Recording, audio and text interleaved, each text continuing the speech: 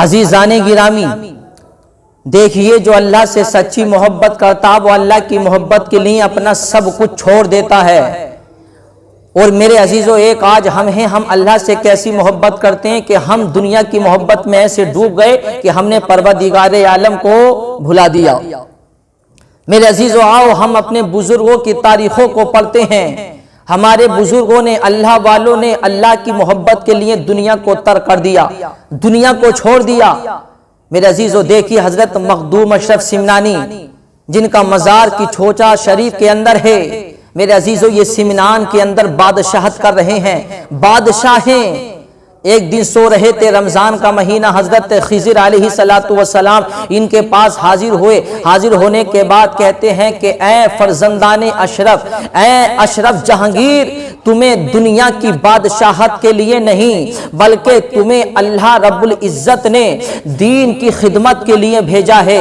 اب دنیا کی بادشاہت چھوڑنے کا وقت آ گیا ہے، اب روحانیت کی بادشاہت پر سرفراز ہونے کا وقت آ گیا ہے۔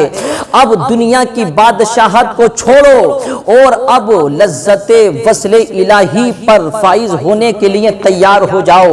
جاؤ ہندوستان کی سرزمین پر، ہندوستان کی سرزمین پر حضرت شیخ علاء الدین تمہارا انتظار کر رہے ہیں۔ آپ نے صبح بیدار ہوئے اور آپ نے اعلان کیا، تمام لوگوں کو بلایا اور بلانے کے بعد اعلان کیا کہ اے لوگوں سنو، آج سے میرا جانشین میرا چھوٹا بھائی ہے، آج سے میں اپنی کرسی اپنے چھوٹے بھائی کے سپرد کر رہا ہوں۔ آپ نے کرسی اپنے چھوٹے بھائی کے سپرد کی اور اپنی والدہ سے اجازت طلب کی کہ والدہ اب میں کرسی چھوڑ کر اب میں راہ سلوک اختیار کرنا چاہتا ہوں، اب میں اللہ کا قرب اختیار کرنا چاہتا ہوں۔ اے والدہ مجھے اجازت دو، میں یہاں سے رخصت ہونا چاہتا ہوں۔ والدہ نے کہا کہ بیٹے تنہا جانا اچھا نہیں ہے، ابھی بادشاہ وقت ہو، تم اکیلے جاؤ گے تو لوگ کیا سوچیں گے کہ بادشاہ اکیلا کہاں جا رہا ہے، اس لیے اپنے ساتھ کچھ محافظوں کو لے کر کے جاؤ، اپنے ساتھ کچھ وزیروں کو لے کر کے جاؤ تاکہ رعایا دیکھے اور کہے کہ بادشاہ کسی بڑے کام پر جا رہا ہے۔ عزیزان گرامی، حضرت مخدوم اشرف سمنانی نے اپنی والدہ کے حکم پر اپنے کچھ محافظوں کو، اپنے کچھ وزیروں کو اپنے ساتھ میں لیا اور آپ نے اپنا سفر وہاں سے شروع کر دیا۔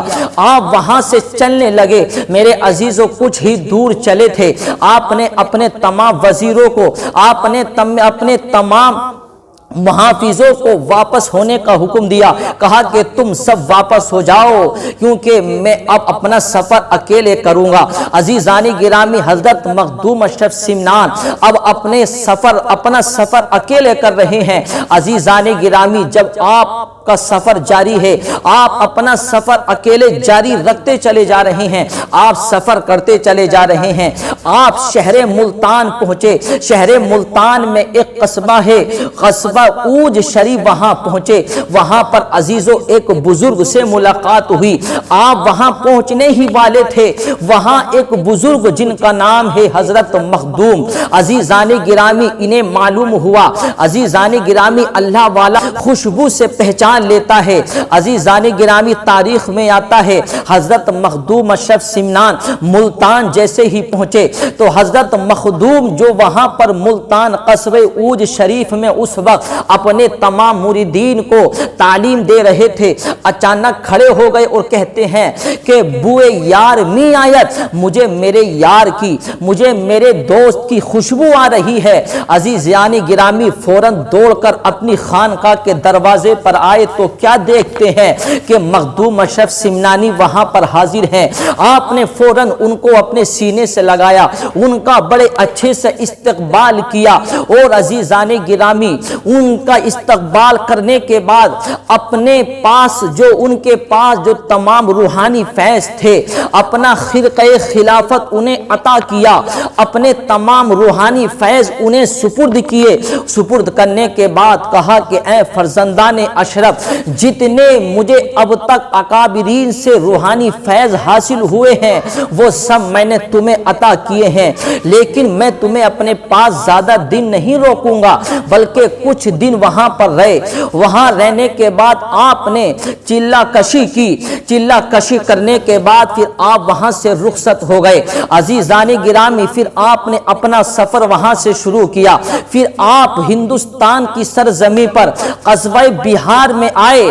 اس وقت آپ آئے کہ بہار کے اندر میرے عزیزو ایک بزرگ جن کا نام حضرت شیخ شرف الدین، ان کا جنازہ رکھا ہوا تھا۔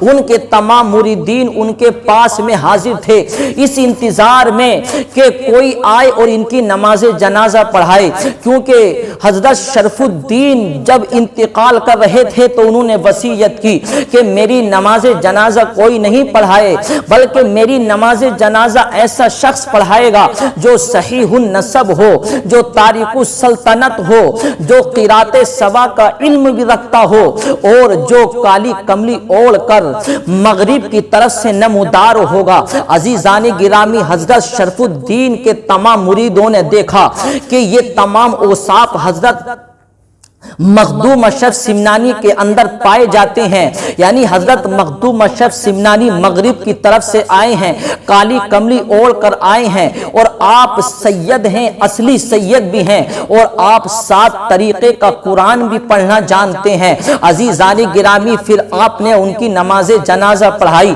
نماز جنازہ پڑھانے کے بعد پھر آپ نے ان سے بھی روحانی فیض حاصل کیا، کچھ دن وہاں پر رہے، اور رہنے کے بعد میرے عزیزو پھر آپ کی حضرت شرف الدین سے روحانی فیض حاصل کرنے کے بعد میرے عزیزو پھر ملاقات ہوئی تو حضرت شرف الدین نے کہا کہ اے فرزندان اشرف، کاش تم میرے حصے میں آتے، لیکن میں تمہیں زیادہ نہیں روکوں گا۔ جاؤ ہندوستان کی سرزمین پر حضرت شیخ علاء الدین علاء الحق گنج نایاب رحمت اللہ علیہ تمہارا انتظار کر رہے ہیں، جاؤ تمہیں ان کے پاس جانا ہے۔ میرے عزیزو، آپ نے اب ان سے تمام روحانی فیض حاصل کیے اور آپ وہاں سے رخصت ہو گئے۔ میرے عزیزو، آپ راستے کی صعوبتوں کو برداشت کرتے ہوئے، راستوں کی مشکلوں کو برداشت کرتے ہوئے، راستوں کی ساری رکاوٹوں کو آپ برداشت کرتے ہوئے، راستے کو پار کرتے ہوئے آپ جو ہے پنڈوا شریف کے قریب پہنچ جاتے ہیں۔ عزیزان گرامی، آپ جیسے ہی پنڈوا شریف پہنچے تو میرے عزیزو حضرت علاء الدین حق جو آپ کا انتظار کر رہے تھے، آپ وہاں اس شہر میں پہنچے تو میرے عزیزو اس وقت حضرت علاء الدین علاء الحق بھی اپنے تمام مریدین کو واعظ و نصیحت کر رہے ہیں، اپنے تمام مریدین کو تعلیم دے رہے ہیں، تو وہ بھی اچانک کھڑے ہوتے ہیں اور کہتے ہیں بوئے یار می آیت، مجھے میرے یار کی خوشبو آ رہی ہے، مجھے میرے یار کی، میرے دوست کی خوشبو آ رہی ہے، جس کا ہم انتظار کر رہے تھے وہ ہمارا دوست ہمارے قریب پہنچنے والا ہے۔ میرے عزیزو، حضرت مخدوم اشرف سمنانی ان کے قریب پہنچے اور پہنچنے کے بعد میرے عزیزو حضرت علاء الدین علاء الحق نے حضرت مخدوم اشرف سمنانی کو اپنے سینے سے لگایا اور لگانے کے بعد میرے عزیزو اپنے تمام روحانی فیض انہیں عطا کیے۔ میرے عزیزو، اپنی خلافت انہیں عطا کی۔ میرے عزیزو، حضرت مخدوم اشرف سمنانی نے پھر ان کی بارگاہ میں 12 سال تک رہنے کے بعد ان سے روحانی فیض حاصل کیے، یعنی آپ کے وہ پیر و مرشد ہیں حضرت مخدوم اشرف سمنانی کے۔ عزیزان گرامی، وہ پیر و مرشد حضرت علاء الدین نے حضرت مخدوم اشرف سمنانی کو تمام روحانی فیض دے دیے اور اپنا مرید بنایا، اور حضرت مخدوم اشرف سمنانی ان کی بارگاہ میں 12 سال تک رہے۔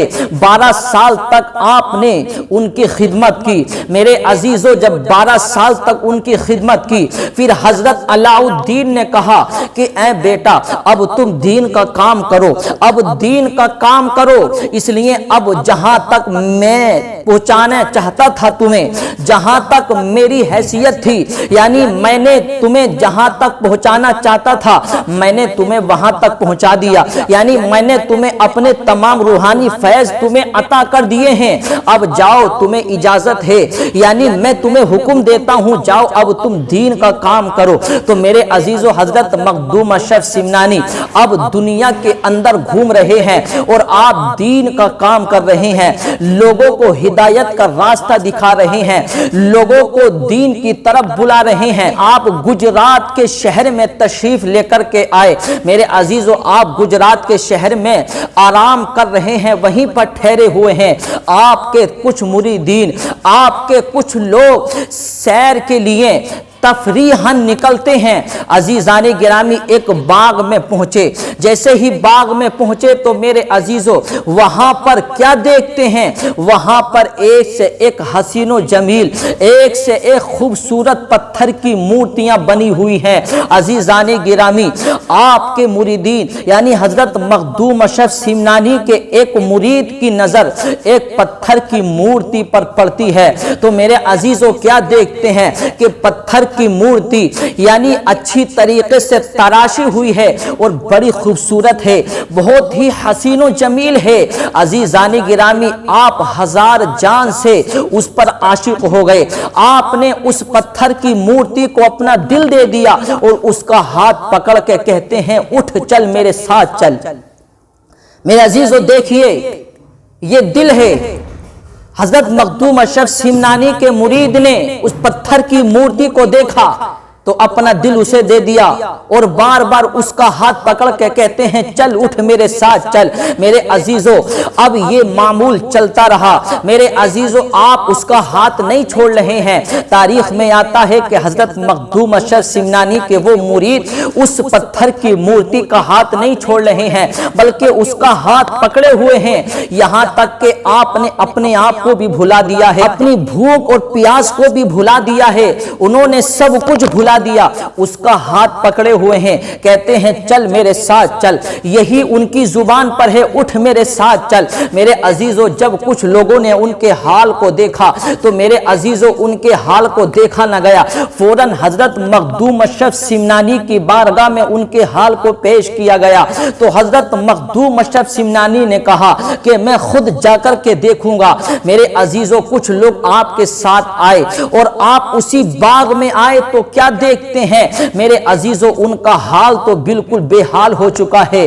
عزیزان گرامی انہوں نے کھانا پینا تک بند کر دیا ہے، بس ان کی زبان پر یہی ہے، اس پتھر کی مورتی کا ہاتھ پکڑے ہوئے ہیں اور زبان پر یہی ہے اٹھ چل میرے ساتھ چل۔ عزیزان گرامی ایسا حال بنا رکھا ہے انہوں نے۔ حضرت مخدوم اشرف سمنانی نے دیکھا تو آپ کی آنکھ میں آنسو آ گئے اور کہتے ہیں کہ اللہ اس عشق کی بلا میں کسی کو مبتلا نہ کرے۔ عزیزان گرامی پھر آپ نے ان کے حال کو دیکھا تو آپ سے بھی رہا نہ گیا، پھر آپ نے اپنی زبان سے ان الفاظوں کو کہا، آپ کی زبان سے یہ الفاظ نکلے کہ کاش اس کے اندر جان آ جاتی۔ میرے عزیزو دیکھیے اللہ والوں کی زبان میں کتنی طاقت ہوتی ہے، اللہ والوں کو اللہ کتنی پاور عطا فرما دیتا ہے۔ میرے عزیزو حضرت مخدوم اشرف سمنانی نے کہا کہ کاش اس میں جان آ جاتی۔ میرے عزیزو آپ کا اتنا کہنا تھا اس پتھر کی مورتی کے اندر جان آ جاتی ہے، اس پتھر کی مورتی کے اندر جان آ جاتی ہے اور وہ پتھر کی مورتی پھر عورت بن گئی، جان آ گئی اس کے اندر۔ پھر حضرت مخدوم اشرف سمنانی نے اسی مورتی جو پتھر کی مورتی تھی اس کے اندر جان آ گئی، اس کا نکاح انہی کے ساتھ کر دیا جو ان کے مرید اسی پتھر کی مورتی پر عاشق ہو گئے تھے، فدا ہو گئے تھے، ان کا نکاح کیا اور نکاح کرنے کے بعد پھر ان کو گجرات کی ولایت عطا کی اور ان کو وہیں پر ٹھہرا دیا اور آپ وہ اپنا قافلہ وہاں سے لے کر رخصت ہو گئے۔ میرے عزیزو دیکھیے یہ شان ہے حضرت مخدوم اشرف سمنانی کی۔ آپ نے اللہ کی محبت کے لیے اپنی کرسی کو چھوڑا، اللہ کی محبت کے لیے اپنی بادشاہت کو چھوڑا، پھر اللہ نے انہیں کتنا اونچا مقام عطا کیا۔